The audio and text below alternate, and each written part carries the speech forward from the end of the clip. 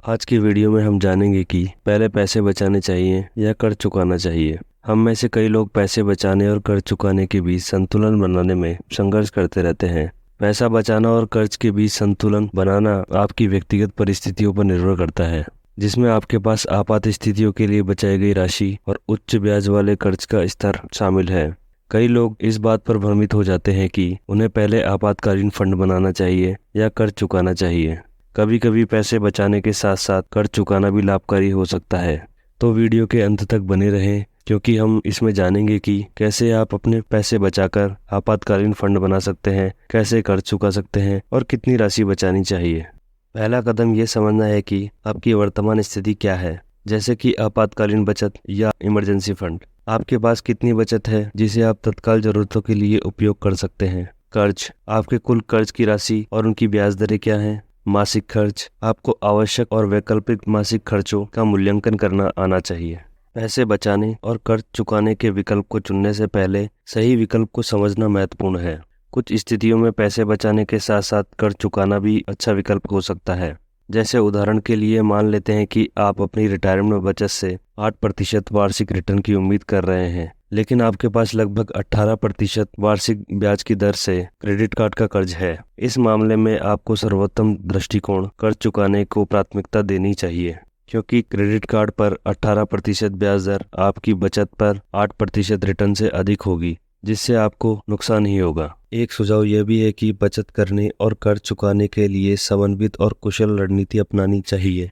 यदि आप अपने दैनिक खर्चों को कवर करने के बाद सभी शेष धनराशि कर्ज चुकाने में लगाते हैं, तो आपके पास आपातकालीन खर्चों के लिए कोई फंड नहीं बचेगा, जिससे आपको कर्ज लेना पड़ सकता है, जिससे आपकी समस्या बढ़ सकती है।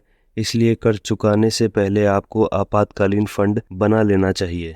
अगर आपके पास 3 महीने की सैलरी से कम का आपातकालीन फंड है या बिल्कुल भी बचत नहीं है, तो आपको कर्ज चुकाने से पहले एक आपातकालीन फंड बनाने पर ध्यान केंद्रित करना चाहिए। अपनी आपातकालीन बचत का उपयोग करके कर्ज चुकाना आपात स्थिति में और कर्ज लेने की स्थिति पैदा कर सकता है। अगर आपके पास अधिक कर्ज है, तो आपकी शीर्ष प्राथमिकता उसे चुकाने की होनी चाहिए। इसमें क्रेडिट कार्ड कर्ज या कोई वस्तु गिरवी रखकर कर्जा लिया गया है, तो पहले उसे चुकाएं, जो कि देरी से भुगतान करने पर अतिरिक्त शुल्क, नीलामी और क्रेडिट स्कोर को नुकसान पहुंचा सकते हैं। यह तय करने के लिए कि बचत करें या कर्ज चुकाएं, इसके लिए एक उदाहरण से समझते हैं। अगर आपके पास बचत खाते में पैसा पड़ा है, तो कर्ज चुकाने के लिए उस धनराशि को निकालना समझदारी हो सकती है, ताकि आप ब्याज कम कर सकें। कम से कम ब्याज विकल्पों का चयन करें। इसमें एक विकल्प यह है कि उच्च ब्याज क्रेडिट कार्ड कर्ज के लिए 0% बैलेंस ट्रांसफर ऑफर का लाभ उठाएं, और एक विकल्प यह भी हो सकता है कि आप अपने छात्र ऋण को रीफाइनेंस करें, ताकि कम ब्याज दर पर प्राप्त हो सके। इन विकल्पों का उद्देश्य लंबी अवधि में आपके कर्ज पर ब्याज की राशि को कम करना है। अपने खर्चों की समीक्षा करें।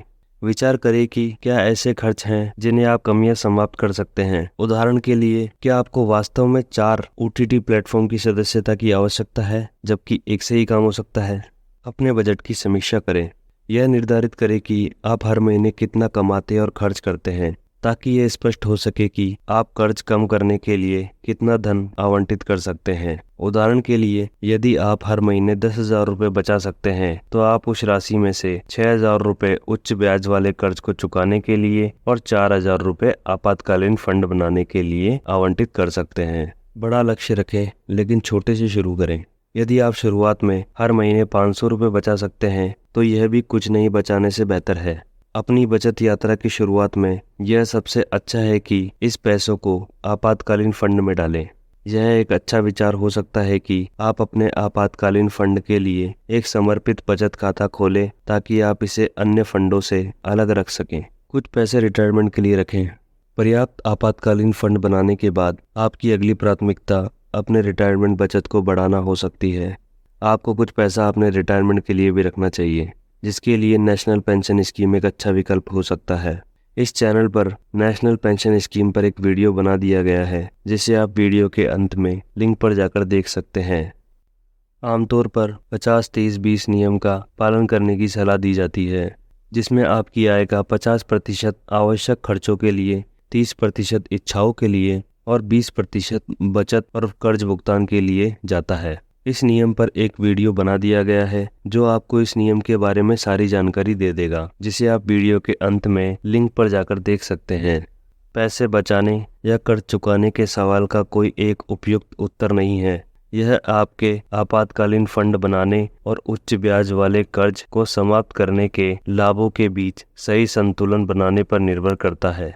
सामान्य रूप से यह सलाह दी जाती है कि आप कर्ज चुकाने से पहले आपातकालीन स्थितियों के लिए बचत करना शुरू करें, लेकिन एक बार जब आपके पास एक पर्याप्त मात्रा में आपातकालीन पैसा इकट्ठा हो जाए तो उच्च ब्याज वाले कर्ज को चुकाने पर ध्यान केंद्रित करना एक अच्छा विचार है। मुझे उम्मीद है कि इस वीडियो में बताई गई बातें आपके जीवन को बेहतर बनाने में मदद करेगी।